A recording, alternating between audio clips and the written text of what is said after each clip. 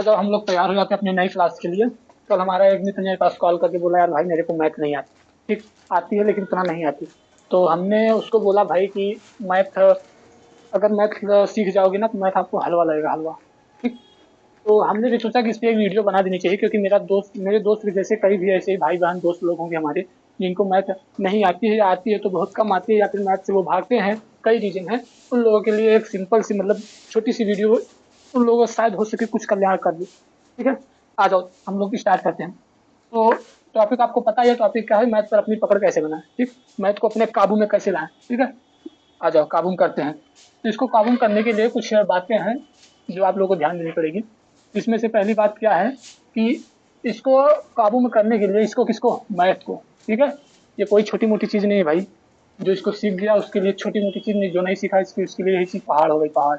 ठीक है, आ जाओ। इसको अब करने के लिए क्या होगा, हम लोग को पहले फास्ट कैलकुलेशन करना पड़ेगा। मैथ को अगर सरल बनाना है तो उसको उसके लिए उसके ऊपर मेहनत करनी पड़ेगी। कितना मेहनत, वो आप खुद समझिए। ठीक है, आज इसके लिए क्या करना पड़ेगा आपको, फास्ट कैलकुलेशन। ठीक, फास्ट कैलकुलेशन। आप लोगों को फास्ट कैलकुलेशन करनी पड़ेगी। ठीक? अब इसको फास्ट करने के लिए आपको करना क्या पड़ेगा, देखो कैलकुलेशन है ना, इसको फास्ट करना है। फास्ट करने के लिए आप लोगों को करना पड़ेगा पहली बात। ठीक, पहली बात ध्यान देनी पड़ेगी कि आप लोगों को एक से लेके कम से कम 25 तक। ठीक, इसके आगे आपकी जितनी इच्छा उतना। ठीक, 25 तक पहाड़ा याद करना होगा। ठीक, एकदम तैयार रहे पहाड़ा 1 से लेके 25 तक। ठीक, और उसके बाद सेकंड क्या चीज है, सेकंड है आपको 1 से लेके 50 तक वर्गमूल। ठीक है ना, 1 से लेके 50 तक वर्गमूल याद होना चाहिए। तीसरा क्या है आपको, 1 से लेके कम से कम 30 तक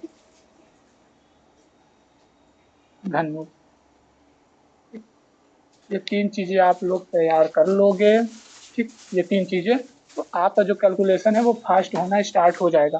ठीक, धीरे धीरे आपको खुद पता चलेगा आपके अंदर क्या फर्क आ रहा है कैलकुलेशन करने में।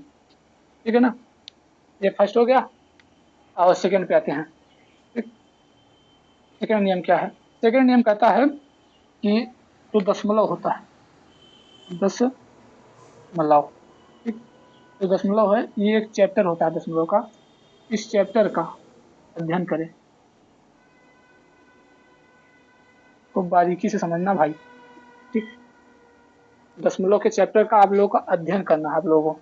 ठीक है, और इसका अध्ययन कहाँ से करना है, इसको भी बता दें हम। इसका अध्ययन करना है आपको क्लास 4, 5, 6 की बुक से। अब वो बुक ये मायने नहीं रखती कि एनसीईआरटी की है या फिर कहीं की और की है, उससे मतलब नहीं है। ठीक, लेकिन जो आपकी कक्षा 4, 5, 6 की बुक है, उसमें दशमलव का चैप्टर जो दिया रहेगा वो स्टार्टिंग से छोटे लेवल से, मतलब आपके समझ आने वाली चीज रहेगी। ठीक, आपको पहला काम क्या करना होगा, फास्ट कैलकुलेशन करना होगा। उसको करने के लिए आपको ये तीन चीजें याद, मतलब तीन बातों पर ध्यान देना पड़ेगा। और सेकंड बात, आपको दशमलव का चैप्टर अध्ययन करना पड़ेगा। ठीक, क्योंकि दशमलव की सवालें बहुत आती हैं हर एक क्षेत्र में, चाहे आप जिस चीज की तैयारी कर रहे हो। ठीक, दो चीज हो गया ना। और तीसरे नंबर पे आते हैं, तीसरी चीज क्या है, तीसरी चीज है बॉड मास। नाम तो सुने होंगे, बॉड मास ना। ठीक, कुछ लोग इसको बदमाश भी बोलते हैं। ठीक, इस चैप्टर का भी, बॉड मास के चैप्टर का भी अध्ययन करना पड़ेगा आपको। चैप्टर का अध्ययन करना पड़ेगा। ठीक, अब ये पूछो इसको कहाँ से करना पड़ेगा। ठीक, इसके लिए हम आपको बता दें, वही चीज है क्लास 4, 5, 6 की बुक से। ठीक, क्योंकि ये जो 4, 5, 6 की बुकें हैं ना, वो इन सब चीजों के लिए बहुत छोटे से लेके, मतलब कि जो आपको समझ में आए ऐसी बातें वहां से उस बुक में मिलेंगी आपको। ठीक, वहां से आपको सीखने के लिए मिल जाएगा। ठीक, तीन चीजें आप लोग समझ गए ना, पहला फास्ट कैलकुलेशन करना होगा जिसके लिए आपको ये तीनों बातों का ध्यान देना पड़ेगा। सेकंड नंबर है दशमलव चैप्टर का अध्ययन करना पड़ेगा। ठीक, वो भी कक्षा 4, 5, 6, क्लास 4, 5, 6 बुक से। और यही चीज बोर्ड मार्क्स के लिए भी करना पड़ेगा आपको। ठीक है ना, अब आते हैं चौथे नंबर पे। चौथा नंबर हमारा कहता है भिन्नों को सरल करना सीखे, भिन्नों को सरल करना सीखे। ठीक, भिन्नों को सरल करना कैसे सीखेंगे आप लोग, इसके लिए भी आपको कक्षा 4, 5, 6 की बुक से सीखना पड़ेगा।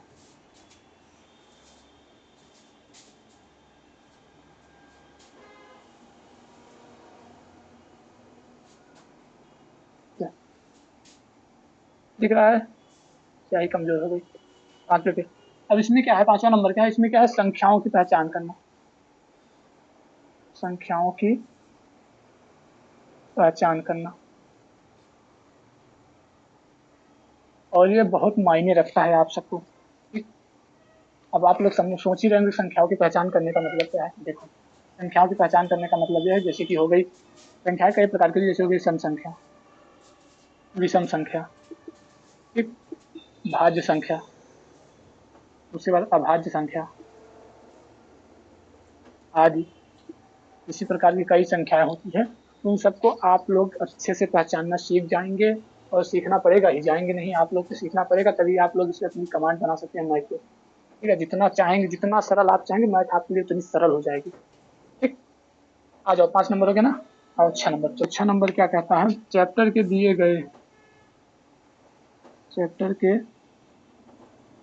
गए सभी फार्मूलों को समझो, ठीक, और याद करो। ठीक है ना, कहने का मतलब है जो चैप्टर आप करने बैठो उसमें जितने फार्मूले दिए हैं उसको समझो, फार्मूले क्या कहते हैं और उसको याद करो। ठीक, और इस सारे फार्मूलों को लिख कर, ठीक है ना, फार्मूलों को लिख कर अपने पास हमेशा रखें। ठीक, लिख कर पास में रखें। याद करने के साथ साथ इसको लिख कर भी अपने पास में रखे रहो, ताकि कितना भी याद रहे, एक बार आप अगर कहीं भूल रहे हो तो तुरंत खोल के देख लो कि हमने क्या लिखा था। ठीक, जो चैप्टर पढ़ो, ठीक है ना, जो चैप्टर पढ़ो उसके सारे कॉन्सेप्ट याद रखो, सारे कॉन्सेप्ट याद रखो। ठीक है, इससे आपको ये फायदा होगा, जब आप सारे कॉन्सेप्ट याद रखोगे तो उस चैप्टर की सवालें करते समय आपको कोई प्रॉब्लम नहीं होगी, कोई भी दिक्कत नहीं होगी। ठीक, आ जाओ 8 नंबर पे। 8वां नंबर क्या कहता है कि जो चैप्टर आप कंप्लीट कर लिए, ठीक, जो चैप्टर कंप्लीट कर लिए हो,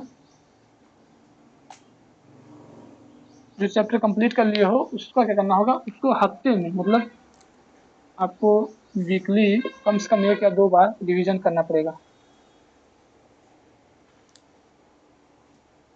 ठीक है, आपको रिवीजन करना पड़ेगा। 8 हो गया ना। अभी एक और बचा है, लास्ट, उसको भी देख लेते हैं। ये 9वां तो बहुत महत्वपूर्ण है। ठीक, इसको करना क्या है, इसमें आपको ज्यादा से ज्यादा जितना हो सके, ज्यादा से ज्यादा आपको क्या करना पड़ेगा, प्रैक्टिस। जितना हो सके आपको प्रैक्टिस ही प्रैक्टिस करना पड़ेगा। ये सारे 8 फार्मूले, 8 नियम आप समझ लीजिए, आपको 8 नियम पे कमांड करनी पड़ेगी, आपको 8 नियम पढ़ना पड़ेगा। अगर आप 8 नियम कर लेते हैं, जो 9वां नियम है सिर्फ प्रैक्टिस करना है। अगर आप 9 नियम, मतलब 9 जितना हमने आपको बताया, अगर आप इतना कर लेते हो तो आप, ये जो लिखा है ना, क्या लिखा है, मैथ लिखा है। ठीक, ये मैथ जो इतनी बड़ी चीज होती है ना, वो आपको इतनी छोटी दिखेगी जितना आप कभी सोचे नहीं होंगे। ठीक है, इसीलिए जितना मैं बताया उतना करो, आपका शायद, देखो मेरे हिसाब से जो भाई बहन मैथ से भागते हैं वो मैथ में इंटरेस्ट करने लगेंगे, अगर इतनी चीज